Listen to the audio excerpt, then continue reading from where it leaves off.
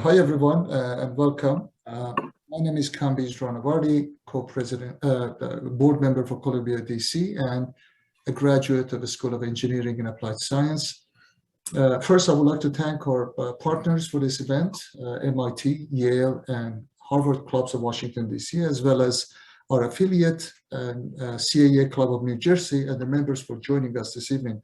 We are very privileged and honored to have Dr. David Mussington, Executive Assistant Director for Infrastructure Security at the Cybersecurity and Infrastructure Security Agency, with us this evening to talk about the CISA, its operations, its successes, its points of concern, and in this fight to keep our nation safe, and perhaps at the end a call out to those of us who would like to join this fight.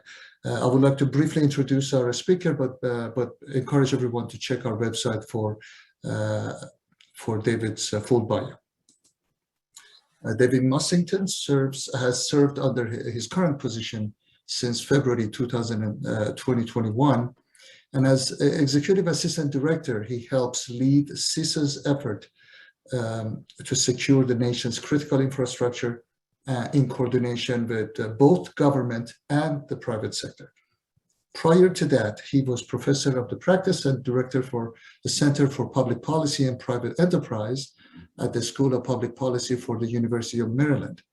In 2010, he was senior advisor for cyber policy in the U.S. Department of Defense, later serving on the Obama administration's National Security Council as director for surface transportation security policy. Dr. Mussington has a doctorate in political science from Carleton University and has done postdoctoral work at Harvard's Belfer Center and at the UK's International Institute for Strategic Studies. Dr. Mussington, welcome. Thank you all, and thank you for your patience with my rushing back from DC so that I would have more stable network conditions. Ironically enough, we're going through some software updates, which are having some interesting impacts on our technology that we use for MS Teams and Zoom and all the rest of the way we work remotely today.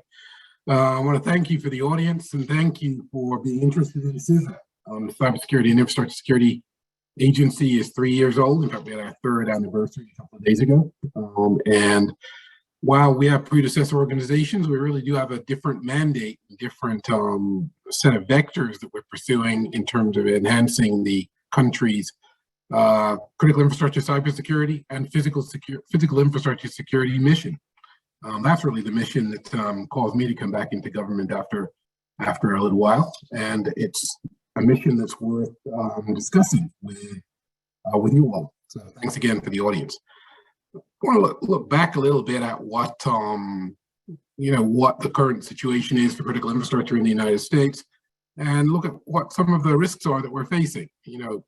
It's not as if we can have benefits without risk, but I want to sort of situate the discussion in terms of what's the future of the digital world look like, how can it be made inclusive and available to all Americans, and what are some of the risks and impediments towards doing that. So just for a list of a few factors.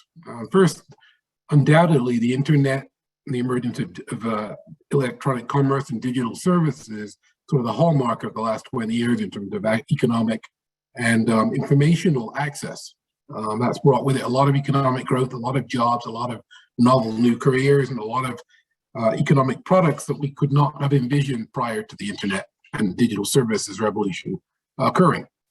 With that comes, however, crime and actors that want to misuse intellectual property, critical data, or digital services for their own purposes, irrespective of the property owners, asset owners, or national and homeland security interests of the country. That problem of risk exploitation by unauthorized actors, be they nation state or criminals or some combination, is the problem that drove CISA's creation. That and an apprehension or awareness of pervasive vulnerability in critical infrastructures that has become fairly chronic, and the headlines about ransomware and identity theft and other factors show how that problem that maybe 10 or 15 years ago was more arcane and less accessible to the public is now routinely recognized. with everything from police forces to hospitals to school districts being victimized by ransomware, where data is crypto-locked pending the paying of a ransom. Often the paying of ransom, in fact, most of the time when a ransom is paid, the victim is re-victimized either through not getting their data back or by being blackmailed and re-ransomed by perpetrator or perpetrators still unknown. So ransomware, in a sense, exemplifies the exploitable vulnerabilities that are part of our information-dependent environment and economy that have national security and economic security implications. CISA is about addressing those implications. Just a few words on ransomware. Incidents can attack business continuity or the ability of small businesses to actually recover. It's not as if it only happens to mission critical services in critical infrastructure, sort of like water and wastewater treatment plants or electricity generation and distribution. Rather, ransomware is affecting, as I said, cities, hospitals, schools, manufacturing, and critical infrastructure targets of importance to national defense.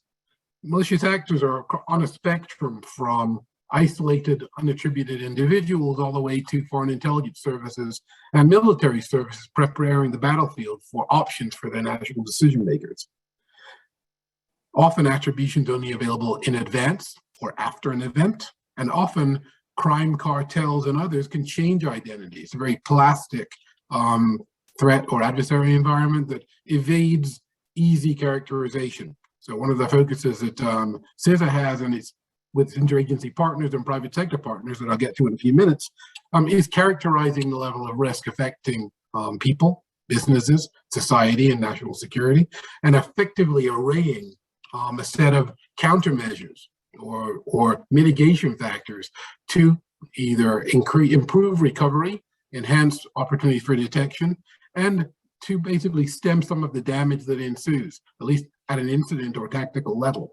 On a more long-term level, there's some real damage that's been done, losses of wealth, losses of technological leads, losses of dominance in some technical areas, again, of importance to US economic potential and homeland security and national security potential. Again, that's where CISA is making a contribution. Just a word on something about critical infrastructure and how one defines it. Critical infrastructure used to just be sort of critical machines, critical critical complexes of machines like dams, oil refineries, things like that. Obviously, those at least maybe not so obviously, those are physical devices, physical complex of equipment, buildings in which people work to create value, create products, provide services. Increasingly, the capabilities of those systems are enabled by digital services. When that happens, you have cyber-physical systems or cyber-physical convergence. So what happens is a cyber vector or connectivity can be used to create a physical effect. That means disrupting a machine, denial of service, actual physical destruction of machines, and damage to human beings and property. That's what's known as cyber-physical convergence, and that's another sort of focus of CISA as we enter into an era of the Internet of Things, industrial Internet of Things, quantum computing, and attacks on the physical fabric of computing that are designed to deny access to critical services. So the question is, what can we do about it now that we've admired the problem? One thing we can do about it is we can try and use all attributes or aspects of national power to identify groups targeting and exploiting vulnerabilities in critical infrastructure and try and pursue them through prosecution, through law enforcement investigation, and through interoperable sharing of data with private sector partners and national partners and international partners. And we do each of those things. We have a whole arrangement of legal and information sharing authorities under something called the Critical Infrastructure Partnership Advisory Committee framework, which allows us to share information with businesses that can then share with each other without fear of antitrust investigation. Second, it allows us to selectively provide access to classify up to some level information and exploitation insights from intelligence community sources, subject to all sorts of constraints that slow down the sharing of information. Bottom line is, that framework, CPAC, allows us to share information on risk, on threat and threat actor behavior to enhance the resilience of critical infrastructure. So CISA operates something called the Joint Cyber Defense Collaborative, which I'll describe in a little while. That is that platform for sharing between it as a government agency and critical companies in critical parts of the economy, and also with state and local governments. So an information sharing environment within which risk information and attacker information can be shared to enhance readiness and preparedness and incident response if the time comes. We can also give advice on best practices for hardening targets. So we can tell people how to adopt best cyber hygiene, preparedness, long passwords or passwordless digital protection for data and data warehouses. Also, we can tell people about how to protect themselves against insider threats. We can tell them about how to train their staff and their consumers to guard against theft of identity, theft of critical data. All those things accumulate to enhance protection for critical infrastructures and for critical business and for government information as well. Just a word on how COVID has complicated some of our efforts. The rise of remote work through due to the pandemic, you can imagine, has exposed a lot more exploitation pathways for attackers. So higher levels of cyber crime, higher levels of denial of service, higher levels of ransomware have all been seen, even attacks on targets that some in the international norms community, cyber norms being an NGO and UN area of activity. There's been a lot of dialogue about which targets should not be attacked or not be approached, even for intelligence purposes. Some of those are like hospitals, drug treatment plants, drug manufacture and pharma installations, schools, anything that provides critical services to potentially indigent populations. Every one of those proposed norms, especially norms against attacking critical infrastructures with cyber weapons, have been violated to one degree or another. So this is a very risky environment where low attribution or difficulties in attribution have reduced a lot of the deterrence against adversaries assaulting what one would think or hope would be off-limits targets. So our perspective is that most targets are going to be visited, if not compromised, if they're made internet accessible. And even if they're not internet accessible, they probably have exploitable vulnerability in their technical systems. And that goes for everybody's systems, not just the private sector. There's no reason why government systems should be particularly special. There are some government systems, compute dependent, that are not internet connected, and probably those are less accessible to ordinary attackers. Nation states, however, are very sophisticated when they want to go after a target. They can reach many targets that you would think would be more difficult to attack and exploit. And there's a historical record going back decades of exactly how the best of preparedness can be defeated by a determined adversary.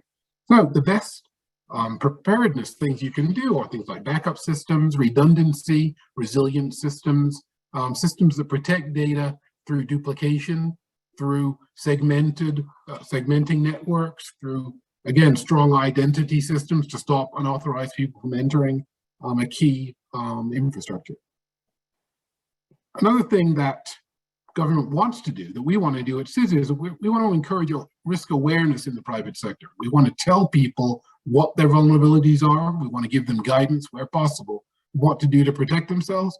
And we want to sort of spread the word of the services that we offer. We offer, for example, analysis of a business's cybersecurity preparedness and advice on how to improve. We also offer advisories on malware and systems that have been compromised.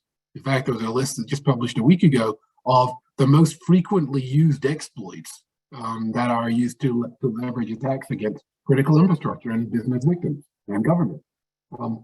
That list comes with guidance of what to do, how to patch, what your priorities should be, where to go for assistance, even points to some private sector partners that we've used that are known and trusted to be able to remediate risks should incidents occur. Stepping back a little bit to a strategic level, it's important that the government, especially CISA, be able to plan at the national level for strategic priorities on critical infrastructures. Now, we have 16 critical infrastructures in the United States. Other countries have 10, like the Brits. Australians have less than 10, the Canadians have more.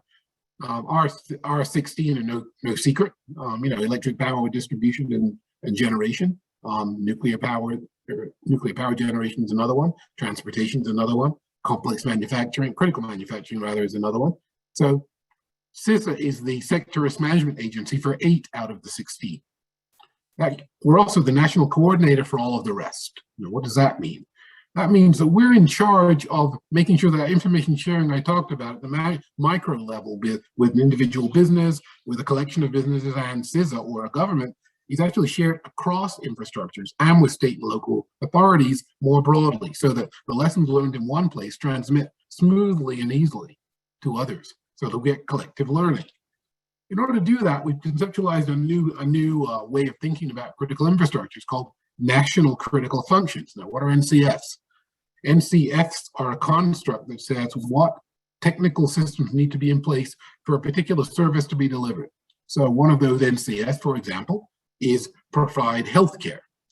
So you can think of the provision of healthcare requiring electricity, requiring transportation for goods and services, requiring supplies of PPE, so there's a supply chain concern, requiring identity management and security. So each of those services contribute to that critical function provision of healthcare. We've abstracted to 55 national critical functions and supporting interdependent service layers that allow the modern national economy, global economy, government services, and other activities of ordinary people to be undertaken. Each of those have cyber vulnerabilities because they use compute, they use cloud, they use energy, they use a combination of economically available goods and services to deliver that service, provide healthcare, or provide transportation, or provide electricity. So what that means is you can take one of those critical functions and you can represent or describe these 16 critical sectors, critical manufacturing, for example, in terms of the services they provide upstream to customers and downstream to as interdependencies into other industrial and social activities. We use that to map vulnerability and to understand better the behavior of adversaries. It allows us to model that behavior and perhaps project where adversaries might go from a history of their activity. So that's something we do internally, we do with US Cybercom, we do with state and local governments, and we do with the private sector. And that JCDC, Joint Cyber Defense Collaborative that I mentioned, is critical to execution of that mission. It's an important advance because it allows us to get away from specific local critical asset or node discussions about a critical building or a critical dam, to talk about national trends for vulnerability and risk and national trends in attacker observed behavior. So national planning, which CISA takes an important role in, is enabled by that concept. But we're still talking about the well-being of ordinary people, their jobs, their homes, and the safety and security of their loved ones. So that's sort of a quick sort of tour d'horizon of where CISA is in terms of issues, activities. Special interests are obviously ransomware. We're interested in industrial control systems too. Think about in factories, think about in electricity distribution at the state level. Think about industrial controls that control things like oil refining and vaccine manufacture. Each of those things that are accessible through digital pathways, digital systems, are exploited. They're exploited to varying degrees by both onshore and offshore adversaries. And CISA is that critical national coordinator in making sure that those elements of vulnerability are not exploited to an extent that national and homeland security fundamentally compromised. Now, I'm summarizing a lot and hoping that questions after I'm done in a few minutes can sort of allow me to fill in some more holes, but just a little bit about CISA and what it's like to work at CISA. I think first of all, I'd say that CISA is my favorite agency, not just because I'm in the leadership. I think it's a great place. I think it's new, and new agencies have a culture that's being created by everybody new who arrives, and that makes it a very, very attractive place to work. I have been in government, obviously, before. I was on the Obama administration NSC doing a counterterrorism job. Prior to that, I was at the Defense Department. Both of those jobs prepared me for this in a couple of ways, but my real preparation began a long time ago at Rand Corporation, working on planning risk management. There's a few wrinkles in that sort of career trajectory. Being across the street from the Pentagon when it got hit on 9/11 is one part of it. Losing friends in New York and at the Pentagon was another part of it. But I was already working in the field generally, and I've always been sort of overly fascinated by computing, as most people who know me can tell. So that sort of fondness for the technical is a huge, makes CISA a very attractive place to be. Now, let me just say that, we've got a lot of webinars and USA Jobs postings, and I can provide you information on those if you want, but let me just talk about some overall ways in for those of you who are interested. First, there are pathways interns. CISA offers paid internships to bolster career potential for students from high school to graduate level. If you're an enrolled student, you're eligible to apply. Go to CISA.gov and you'll find information about those. Pathways recent graduates, people who graduate from the Pathways Interns program, are often hired by us. And that means that you don't need a master's degree in computer science to work at CISA on cybersecurity. For more advanced or maybe just older candidates, presidential management fellows. We hire a lot of president management fellows. Obviously, there's competition over this limited number of very skilled people with other departments. But again, CISA offers the opportunity to get in on the ground floor of a new agency so that you can create a culture of not only excellence and honor, to quote our director, but also gets you access to solving some of the toughest problems in Homeland Security, where you get to define the solutions, not just implement them. I mean, I find that one of the most interesting parts of the job. There's also the Cyber Corps Scholarship for Service, which basically you come work for us if you're a graduate student, and you can end up having your tuition paid, master's and PhD levels of education in particular. Again, more on our webpage, CISA.gov, on each of these opportunities. Cybersecurity Talent Initiative is a new one.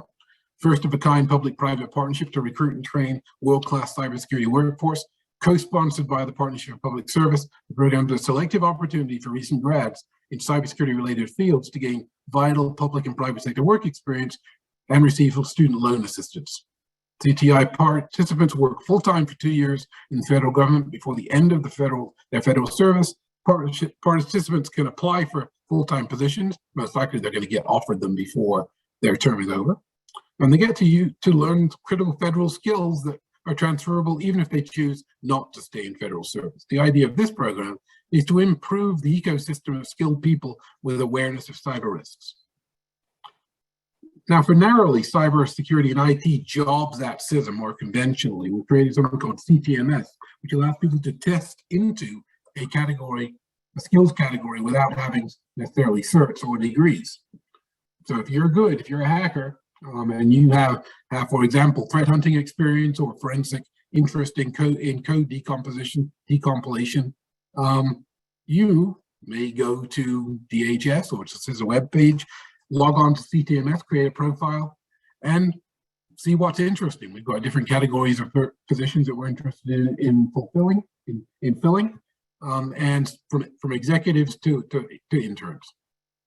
Again, testing into a skills category. If you're good, we want you. That's kind of the standard. I have to say, because I'm the infrastructure security executive assistant director, that we do the same thing for infrastructure security roles as well. Most of our roles allow movement from cyber to physical infrastructure and backwards and forwards. We'll train you if the position that you're interested in warrants it. We're committed to professional development so that we do have movement laterally and otherwise between cyber and physical disciplines. In fact, in the one area where we actually do regulate chemical security, a lot of people from non-chemical security areas are trained, mentored inside CISA and fulfill very skilled roles, very technical roles. So the idea is to provide different ways into CISA with rewarding career paths through education that will either reimburse for that you gained outside or gained during your employment, or for you to come in mid-career, late career, in and out. As a mid-career professional that brings skills from the private sector into CISA. there's other stuff here, but you don't need me to go through all of the divisions at CISA that have opportunity. I think the bottom line message here is that we're open for mission-oriented folks who are interested in making a contribution to their country. We are a fairly young organization, although I'm not young. And we are interested in you if you're interested in us. And with that, I'll stop and prepare to take any questions that people may have.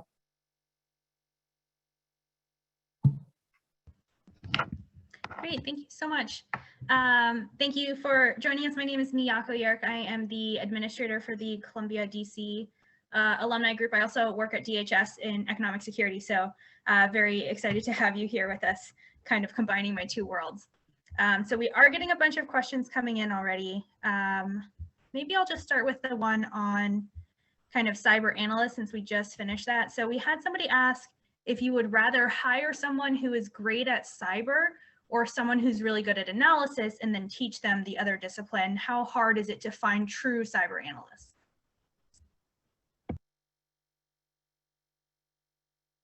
First, I'll unmute myself. Sorry about that.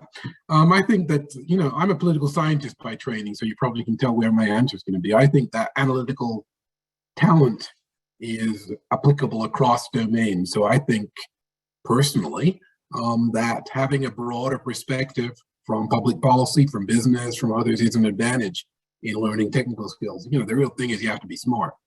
If you could absorb technical insight and advanced technical insight on the analytical plane, having this parallel set of experience is probably easier to bring people along. Now, there are exceptions here. There are some engineering disciplines in cyber forensics where you actually just need, you need those technical skills. There are a lot fewer of them than there are generalist analysts that you can bring along. And often, if government salaries aren't fantastic, let's face it. So the competition for the very, very, very technical, and I'm not talking about with people with one cert. I mean, I have CISSP behind my name. That doesn't mean I'm technical. It means I've had jobs that have allowed me to learn.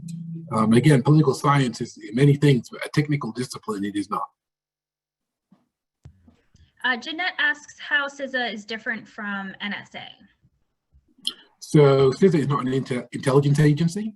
CISA is a civilian organization. CISA has no, other than our regulation of the chemical sector for potentially hazardous chemicals, we don't have a regulatory function. We're younger. After all, we're 3 years old. I'd also say that, our engagement with the private sector is based on voluntary adherence to common values. It's not, people don't have to collaborate with us. We depend on partnership with the private sector, which we can compel.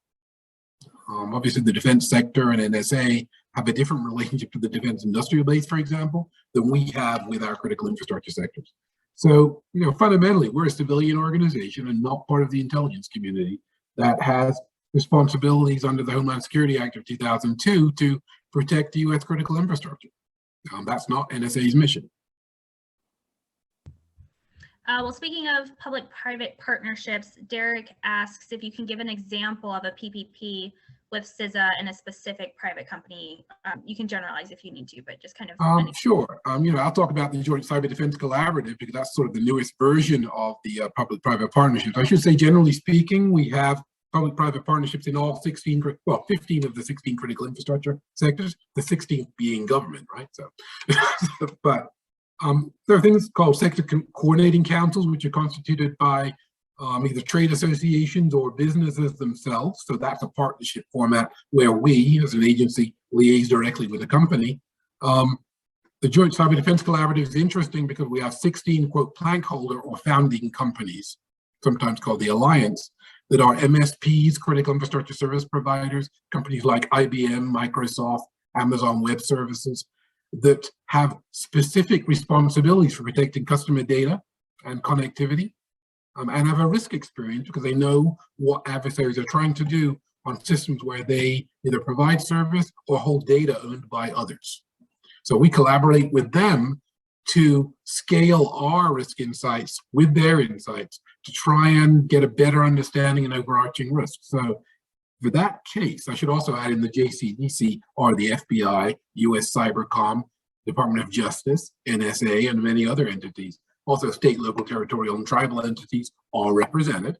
But companies are what makes it different, because companies, averse to what it was like 15 years ago, often have superior risk insights to those that the government possesses.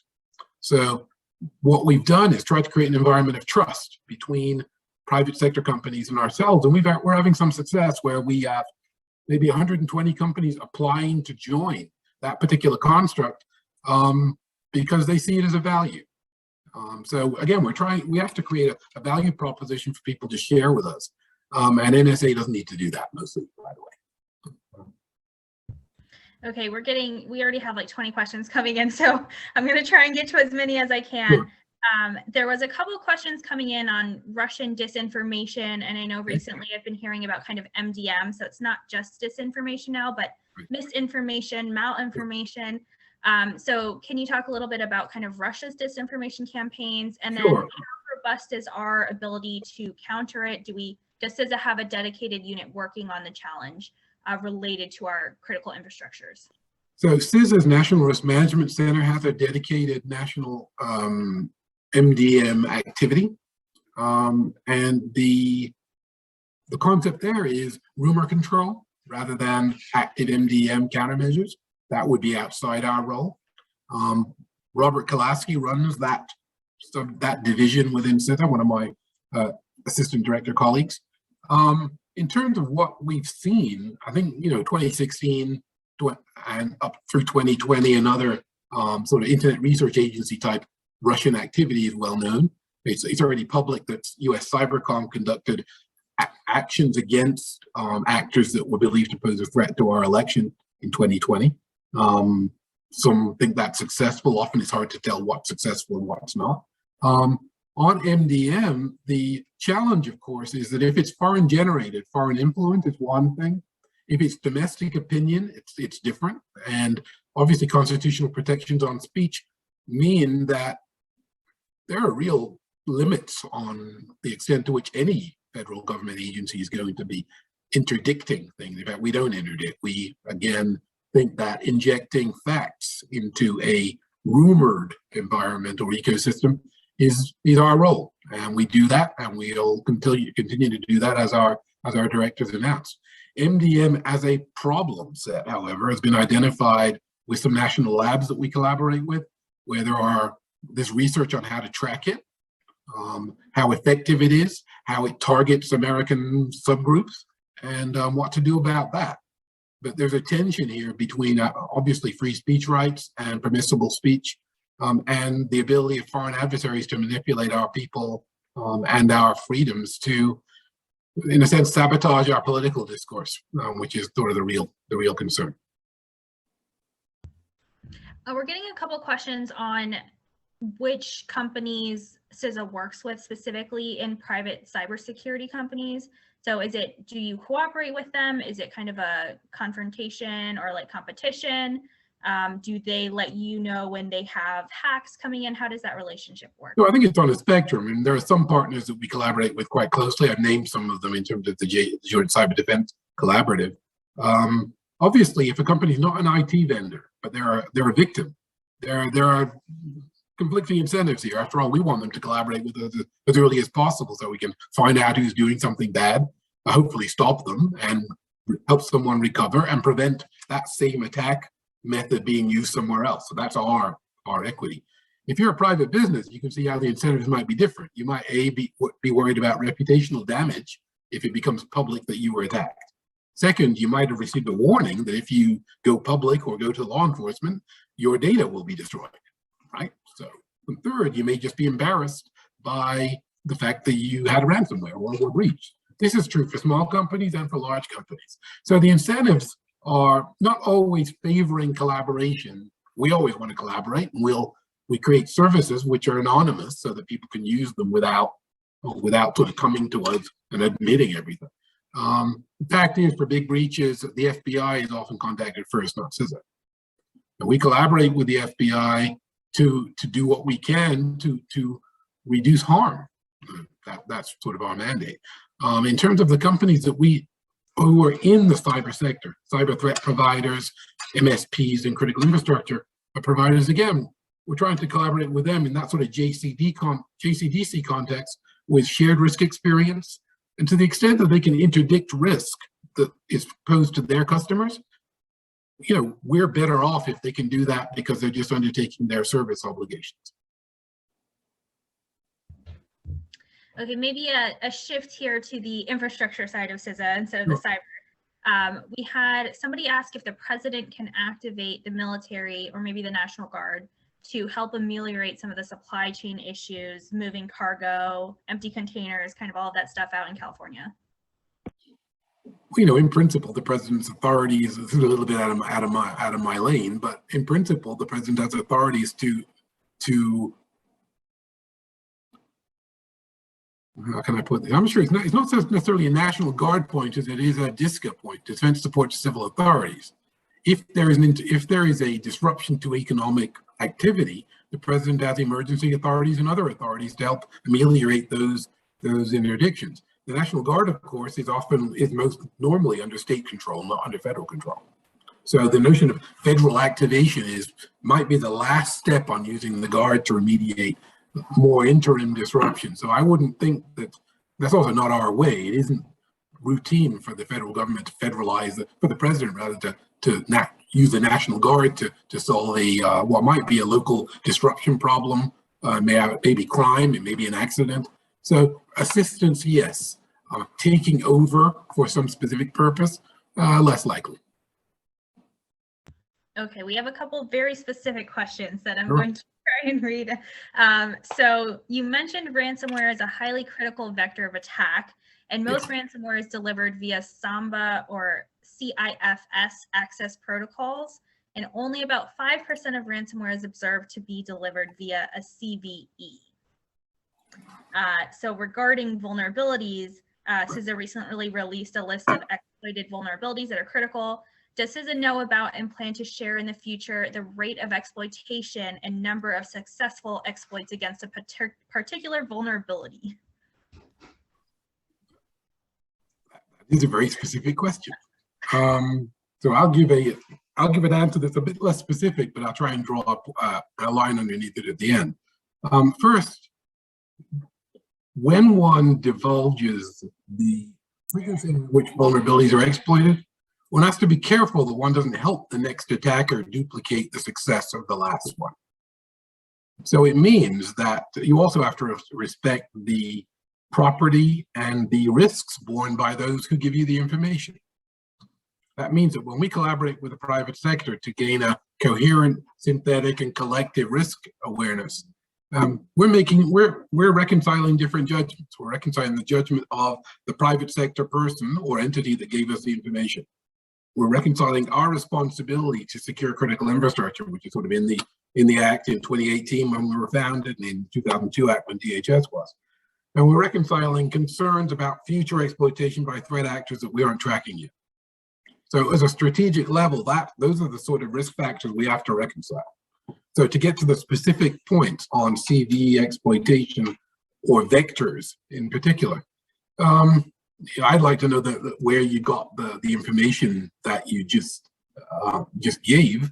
I'm not sure that's the way CISA would view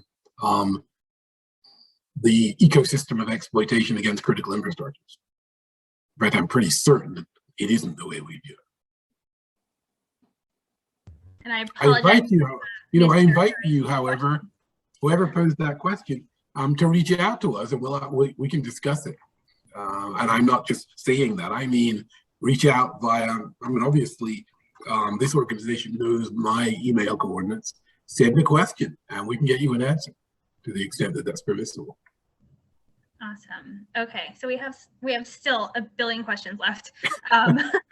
So we had somebody say, thank you so much for this fascinating presentation. Does CISA provide something like a cybersecurity readiness self-assessment for private enterprises? So they worked for a healthcare enterprise that was subject to ransomware attack, and they realized that they were they lacked sufficient internal cybersecurity expertise. So they had bad advice given to them by security consultants? How do they kind of, is there an assessment they can do?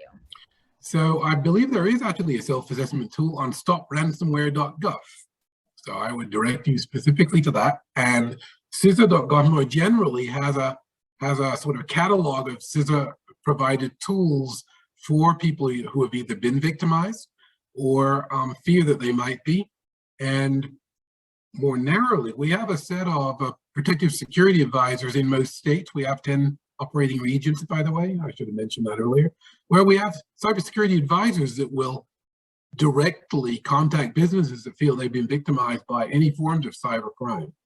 And they'll walk you through the use of the tool. So there are services, this is one of the services that I mentioned earlier, where CISA will do direct outreach, especially just small to medium-sized enterprises that may not know about their actual vulnerability, and will help.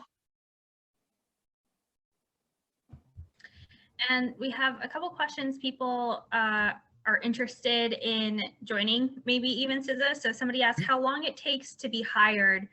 USA jobs can take months. Is there a security clearance for all CISA positions? A couple of those questions. So there's not a security clearance for all CISA positions. There are position-specific determinations made as to what is required. In terms of the length of time, I wish I could tell you a better story about that. We are constantly, I mean constantly, looking for new ways to speed that process of selection and recruitment through.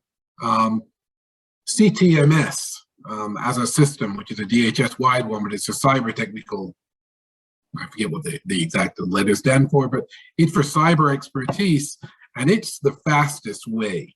If you test well, you'll get interviewed and you could break a record in terms of getting into CISA.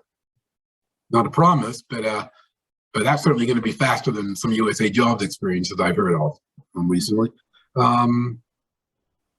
You know, our going to job fairs as well works. Our director, Jen Easterly, has this filling vacancies with skilled, appropriate people as her #1 objective in the first year. And every 2 weeks, each of the division directors, like me, brings in the top 20 candidates that we want, and human capital's right next to us, and we go down the list every 2 weeks. And everybody has to account for what the status is of these candidates. And the one thing that our director does not want to see is that candidate chose not to come because it took too long. That gets us into trouble. So, you know, Director Easterly has made a priority to expedite hiring. Again, hiring of people who fit, and by fit, I mean into a culture that's being created at the same time. So it's not just sort of book smarts or having a computer science degree. Again, 2 economics degrees and a political science PhD is what I have. Now, you pick up stuff, and I'm old, so I picked up a lot of things. But the point being, you know, CTMS is probably the best new way, 2 days old, the best new way if you're skilled and if you think that you have a contribution to make. And it's not just, again, new entry, and there's an executive program manager, never done cyber before. I mean, there's like grades here, and there's different test criteria. So CTMS is the most expeditious one that is proving itself right now. And are there offices all over the country, just kind of in this DC area, international offices? There actually are international offices. We actually have attaches that we're starting to create. Not many, but we're starting to post people in embassies overseas. In fact, I have a person in Dublin, Ireland, for example, and there'll be somebody in the UK fairly soon, someone in Paris, lucky person, fairly soon, and Australia probably soon after that. So that's a new thing, because we have something called CISA International, which is an international strategy for enhancing our partnership with foreign countries and companies with foreign operations. So there's that. In terms of CISA itself, we have 10 regions analogous to the FEMA regions, and it's possible to work remotely in most of them in cyber and infrastructure security disciplines. In fact, I was on a conference call earlier today. In fact, you know, I spend 20% of my time, I spend either on the road or on Teams meetings or Zoom like this, talking to colleagues in the field. And I think 70% of my current division is remote work. And when I go to my office in Arlington, Virginia, building's mostly empty. COVID's part of that, but another part of it is that we've shown that we can be really efficient remote. So CISA is going to push the envelope in terms of innovative and exciting ways to get the work done. We don't insist that everybody show up. Now, there are certain roles which are separate from that. So, for example, if you're going to work for on a watch floor, looking at cyber threats, probably you're going to want to come in every so often. But again, as a general rule, we're probably more flexible than most of the federal government. Okay, well, you know we have a DC-based crew here based on the number of acronyms that are in these questions. Sure. I'm not even sure I know all of them. So Richard asks how NCFs inform foreign policy decisions. How closely in contact is the CISA team with the White House and the NSC? So I'll ask the last question. I'll answer the last question and then the first question, because up till recently, NCFs have not been influencing foreign relations in critical infrastructure because the NCFs are too new. I think 3 years ago, NCFs were not the favored way to look at critical infrastructure cyber risks. They are now, and that's partly Director Eastley's leadership and just the evolution of the scientific insight on how risks distributed. I think in terms of how we relate to the NSC and the White House on cyber, I'd look to just some facts, I suppose. First of all, we have a national cyber director, Chris Inglis, former NSA, former Air Force, et cetera. So I've known Chris for about 15 years, and I've known Director Eastley for about 15 years, and I've known the Special Assistant to the President for Cybersecurity and Emerging Technologies, and Neuberger for like 10 years.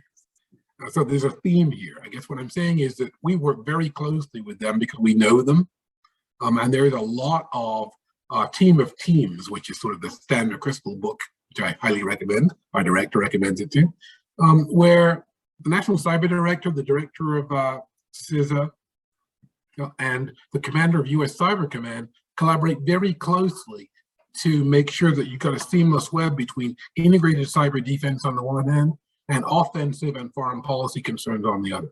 So what we're trying to do is create integrated strategies to enhance deterrence and risk assurance, inculcate trust among allies and friends, and advance what we all know about risk behavior of adversaries.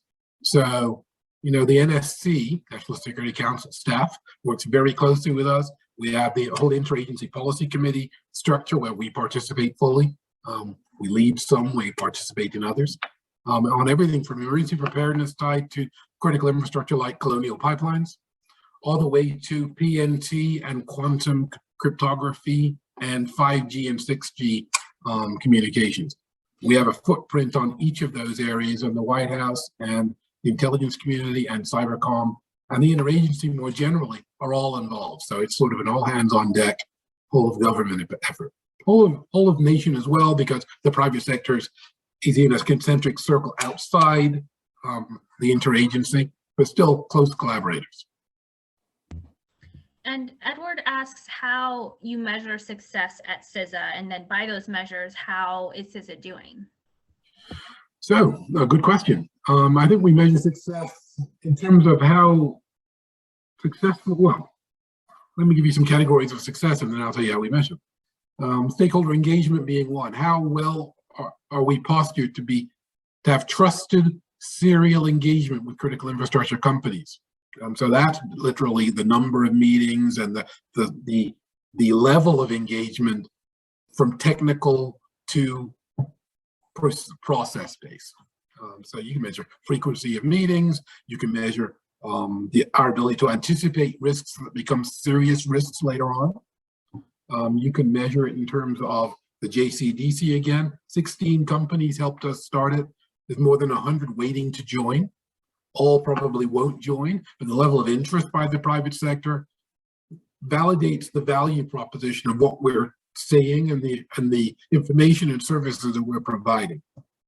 I think another is how well we do at engaging with outside of government, with academia. You know, I come from the University of Maryland, College Park. I just came back from a trip through Texas, Texas A&M, UTSA, and others, community colleges as well. Each place I went, There were people who found value in CISA's services and wanted to contribute technology, students who were interested in the cybersecurity as a career, and companies that had technologies that would enhance critical infrastructure, resilience, and recovery. We're interested in having their technology looked at. Now, we don't evaluate technology and recommend it, but people are, there's some great research coming out of Texas A&M, for example, on complex materials, 3D printing and other, that has huge critical infrastructure applications for robustness and resilience. Some of that's sponsored by national laboratories. We work with national laboratories to identify some of those techniques. And the number of principal investigators who apply for those grants to do that research is a direct, I think, sync up with how we prioritize technical areas which we think can make contributions to learning critical infrastructure security. So the intensity of that arrangement, we got centers of excellence in most aspects of critical infrastructure and cybersecurity. The number of students who are working there, the number of PhDs who will work for us. There is a whole panoply of ways to sample user satisfaction with what we do. Another way of evaluating what we do is in terms of assessments. We do a lot of critical infrastructure assessments, physical and cyber. And those are done for states, for companies, in collaboration with interagency partners. They're always oversubscribed because we have an annual sort of candidate pool that we need to go populate. And there are always, there's always more assessments required than resources available to do them. So, we don't think we have a problem with the popularity of our services or what we contribute. What we have is limited resources, so we have to make some judgments about where we can press forward. The one source of demand that we get is obviously adversary behavior. There, our relationship with the private sector and with the intelligence community allows us to sort of anticipate demand for specific work that we do, and that generates activity by us that we think is a priority for the nation's security. So that's sort of a complicated answer to the how do you know what's worth doing question. Another maybe specific question here on hardening. So okay. You let us know the principal kinds of hardening you recommend for systems, and then another question on if CISA develops new techniques for hardening, and if not, where do new ideas come from? So in terms of the techniques that are developed, CISA collaborates with NIST and with national labs and with universities to develop particular techniques, and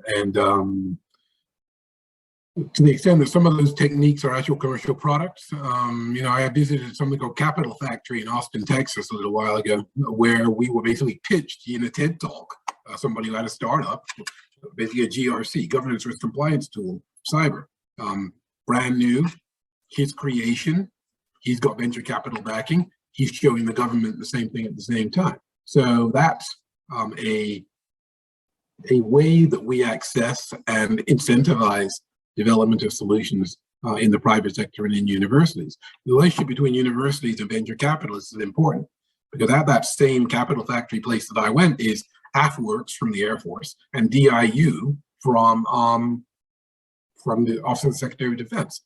Down the road is InQtel, where the intelligence community is also there trying to look at what the private sector is producing in terms of new ideas and new technical innovations that may have national purposes, so that we're trying to access some of those same venues just to remain aware of technologies that might make a contribution to Homeland Security. Now, we're not a purchaser of those technologies, but what we can do is identify broad domains of risk mitigation, and we can make those known to those who do operate critical infrastructures, and they then make business decisions on how to invest.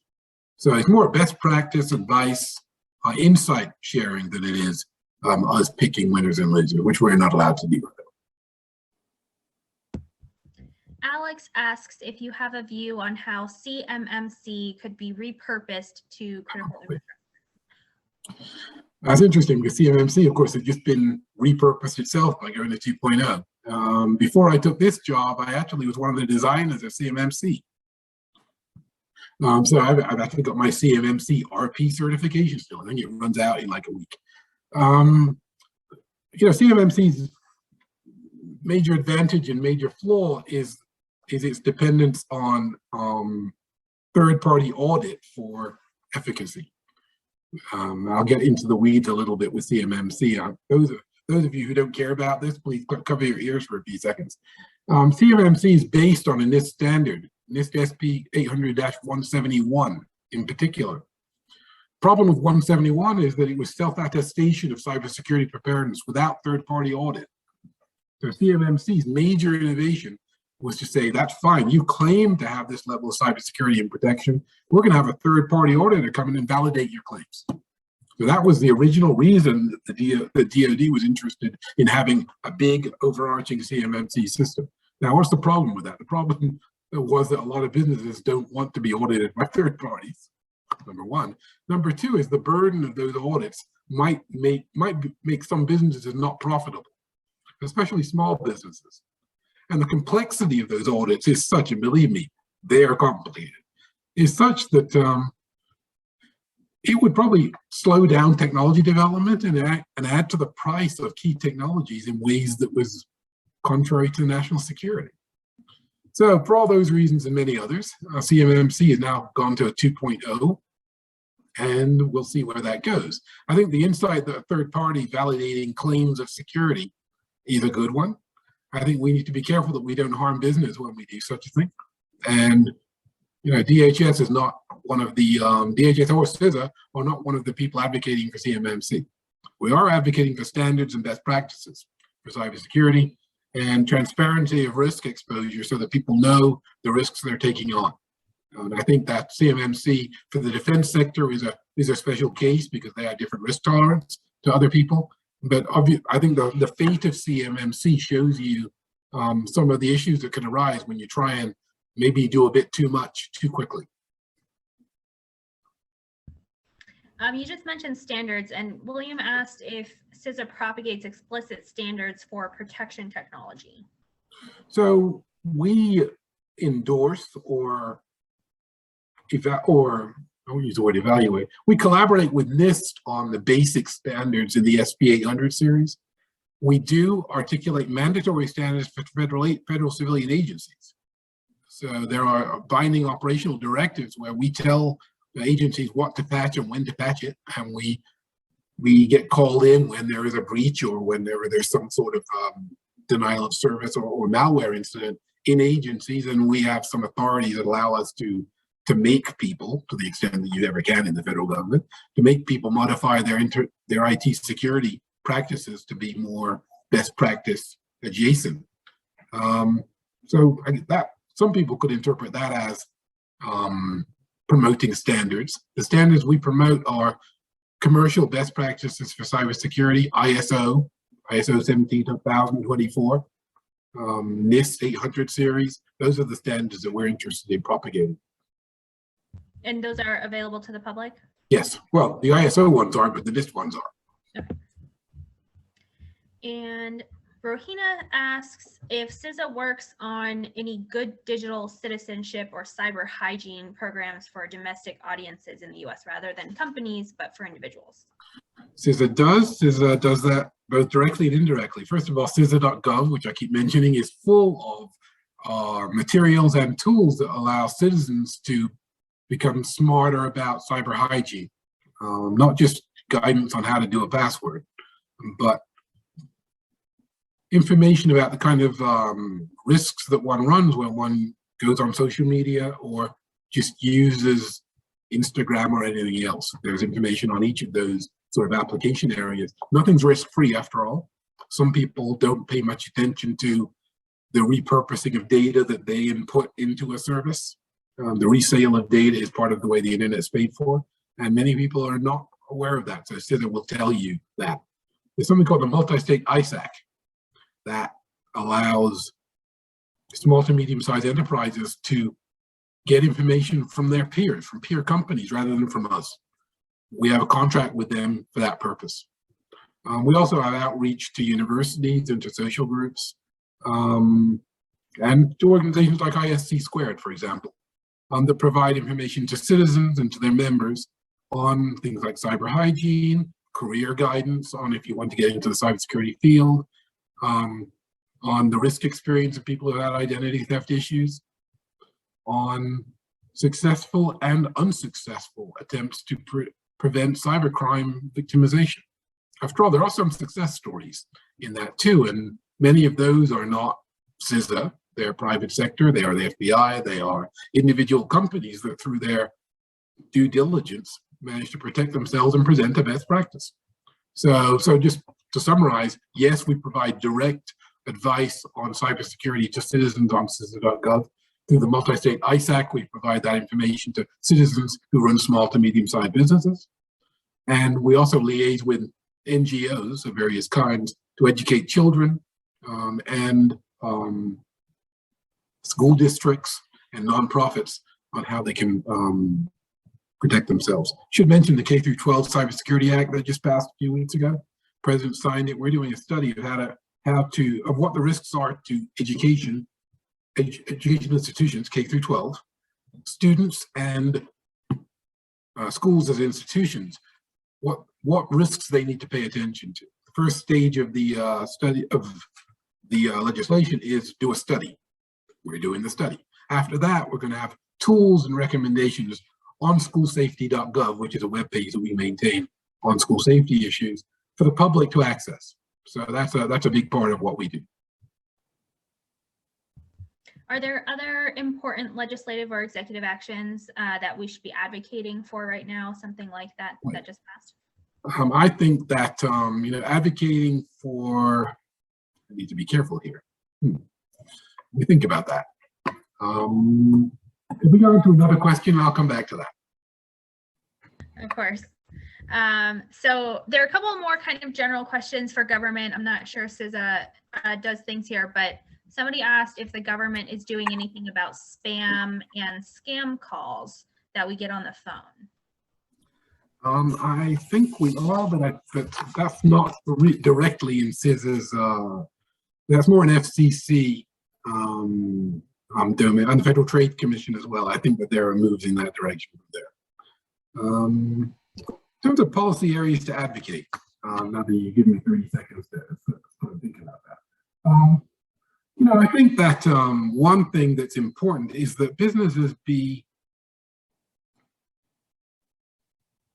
aware of the risks to their customers' data.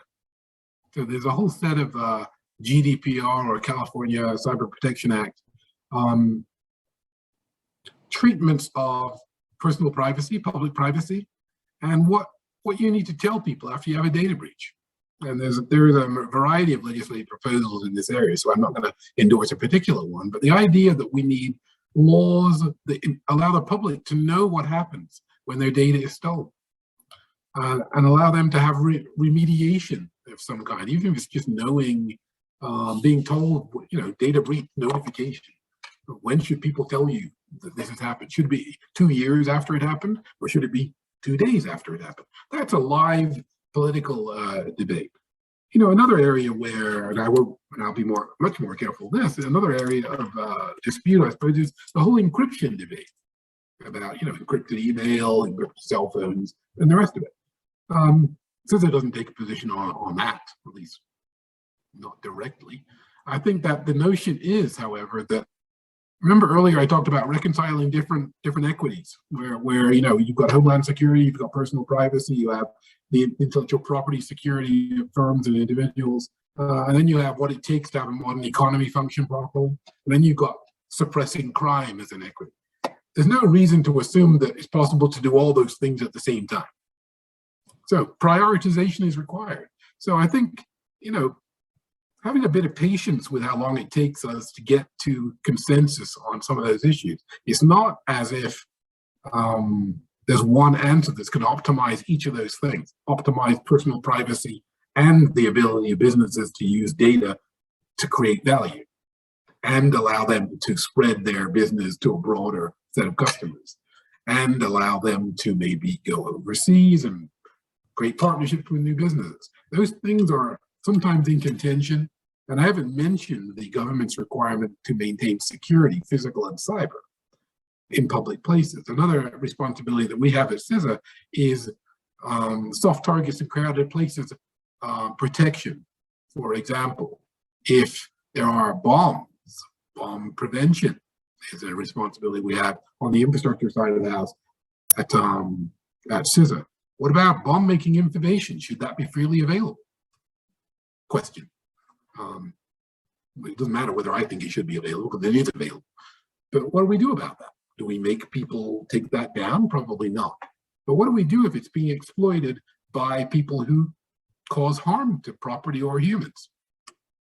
Is it a hands-off attitude appropriate, or is a more invasive attitude appropriate? Those kind of public policy questions don't have simple answers. And I think that well, that last one probably does have a simple answer. But most of them require reconciling these different disparate points of view and interests. There was a follow-up question after you mentioned the K through 12 study. Sure. Does that address how to react to disinformation?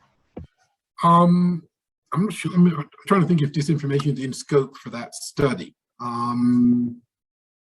It's more about what to do if a school suffers a ransomware attack, and student data or school data is compromised and damaged. It's less about MDM, although there's ways that could come into scope, I suppose. But it's more on the actual data that's held at schools, data on students, and school adjacent data. Perhaps it's public health data at schools, for example, vaccine status, things like that. That data is sensitive, needs to be protected. If it's disrupted in some way, what to do about that? And there is a recommendations next phase after the report, where we have to basically collect good ideas, and then come up with a plan to implement some of them. And we have to do all that within a year. So it's not we're in a hurry. Not one of those 100-day studies. No, it's 120 days to get the report done, and another 90 days, I think, to get the tool done to show people the recommendation. So it's pretty quick. Mm-hmm. Okay, another specific question here from Alex. Can you talk about how the CPAC works with the ISACs? Okay, ISACs are Information Sharing and Analysis Centers. CPAC is the Critical Infrastructure Partnership Advisory Council system or framework. So the ISACs are sector driven. So there'll be an ISAC for healthcare. Actually, in healthcare, there's two of them. But in air transportation, there would be an ISAC. In critical manufacturing, there would be an ISAC or ISACs. Different models. For example, the ISAC in financial services has different levels of membership. The biggest banks are and there's a fee to join, and the biggest banks obviously run it. And there is a sliding scale of access to information there. What happens is that there's something called the Stakeholder Engagement Division at CISA that interacts through the CPAC process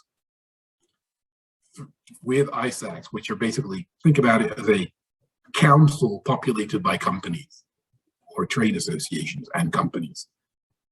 It's a venue, so they have meetings, they share information at those meetings.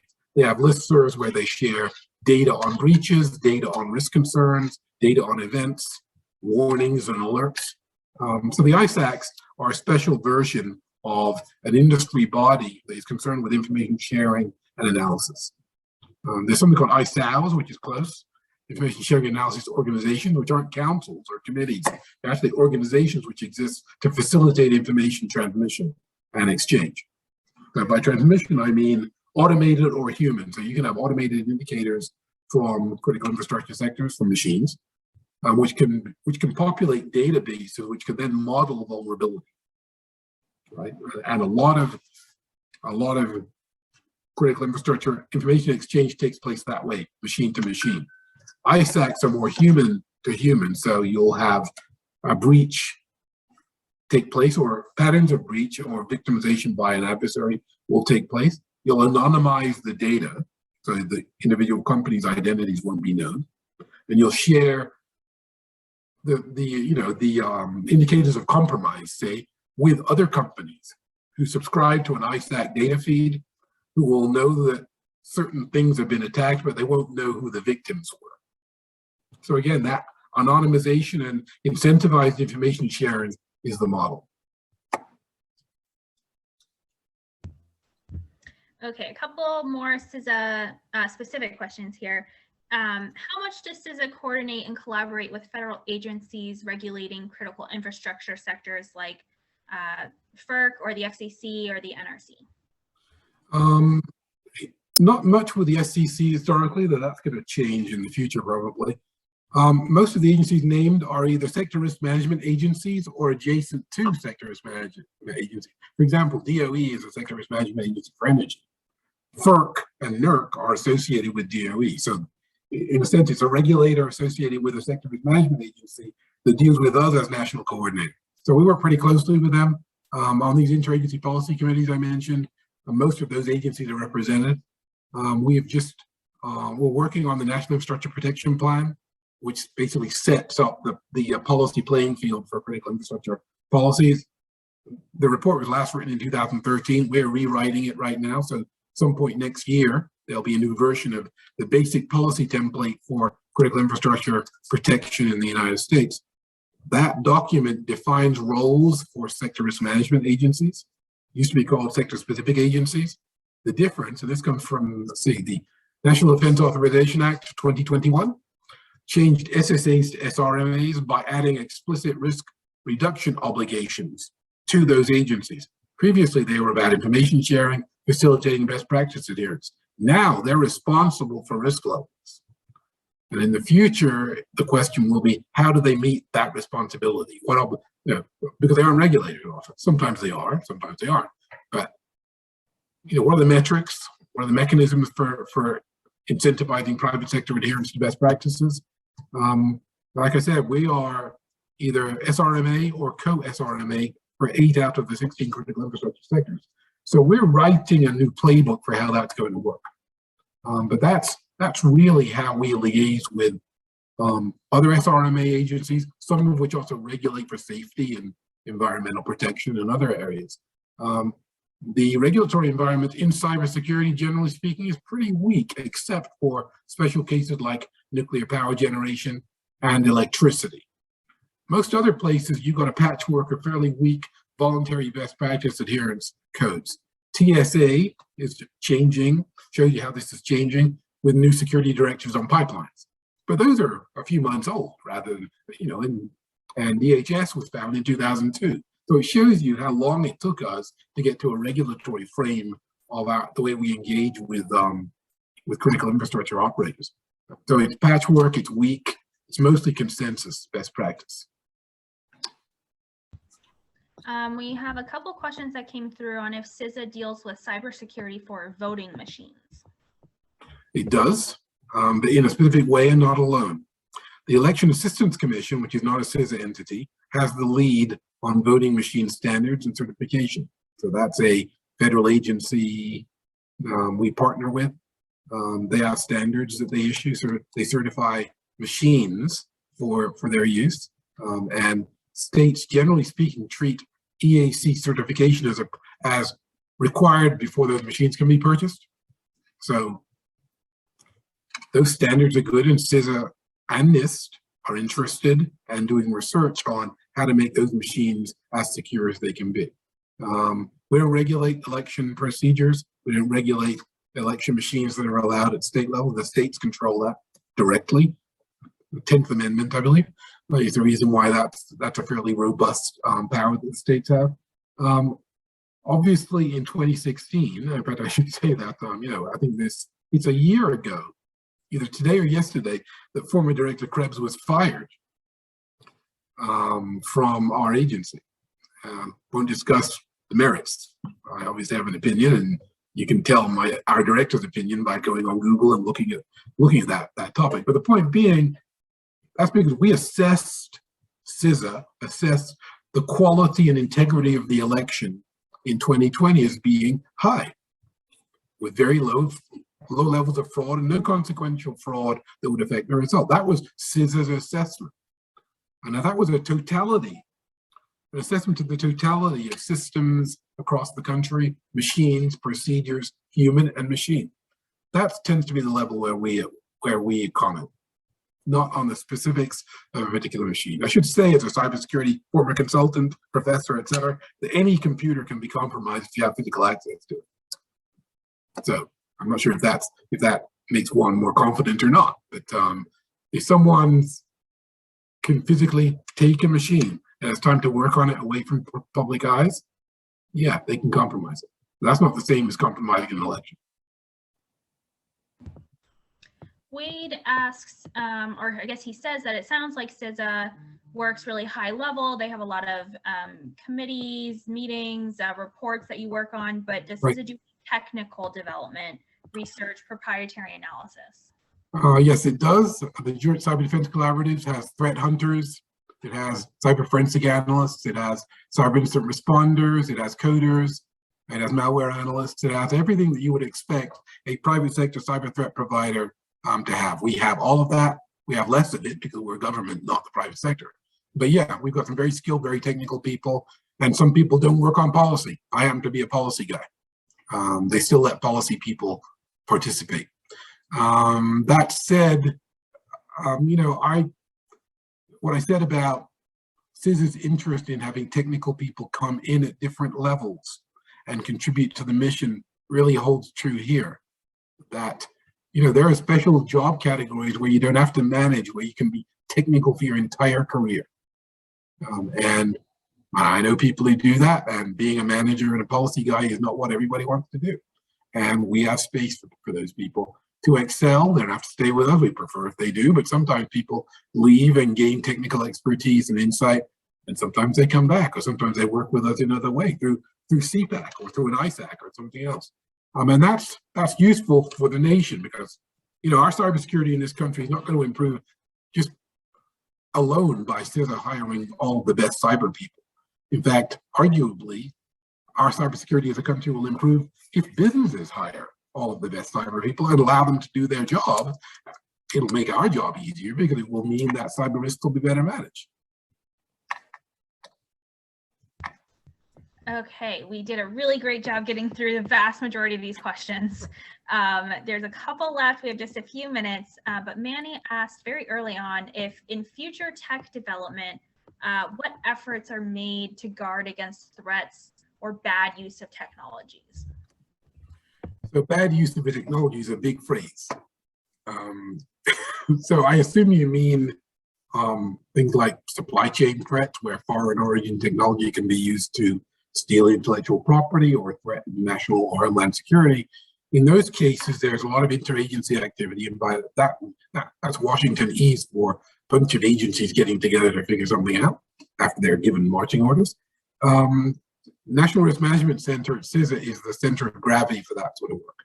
We do some, but Bob Kolaski's work in NRMC is where most of that work takes place. And that's part of that interagency. Again, National Security Council system has interagency policy committees. That tends to be the venue where most of that coordination work takes place. We also do work through national laboratories, which is technical research on things like anti-tamper technologies, on the beaconing behavior of network equipment that's purchased from offshore, on code validation to analyze, decompile malware to find out points of origin, find out potential remediations, just find out the technical level of the state of the art, and try and do something about the generational advantages that new forms of malware have over the defense, since malware develops much more quickly than the defenses do to it disrupting something significant. So it's a combination of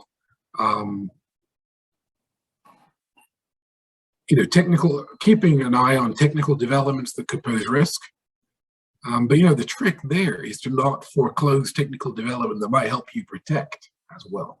There's a bad habit in cybersecurity, and I'm as guilty of it as anybody else, of thinking all technical innovation is going to open up new risk factors that you have to protect against. That might be true. It might also be true that new technical innovation is going to make things more defensible. Tell him the difference. Maybe there isn't a difference. It evolves over time and you figure it out. But note what would happen if the government just starts to assume that technical innovation is the enemy. That would be, we would be handcuffing ourselves. But on the other hand, all technical innovation does not add to safety and prosperity and the rest of it. So it's, this is human, these are human decisions. So what you need to do is be aware of broad technical trends, and you have to be able to get granular when you need to. And we have Lawrence Livermore, Argonne, and PNNL and others working for us and helping us stay close to the technical edge so that we can tell most of the time.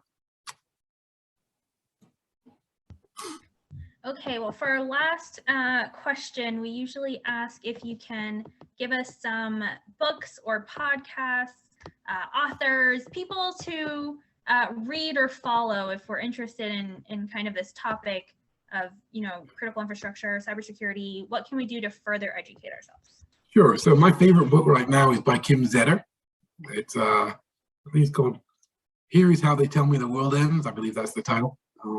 That is Kim is a journalist actually who reflects an interesting trajectory in cybersecurity. It used to be that only very technical people told those stories, and now it's sort of really insightful journalists who get technical enough to tell technical stories. But because they're good writers, you get better communication.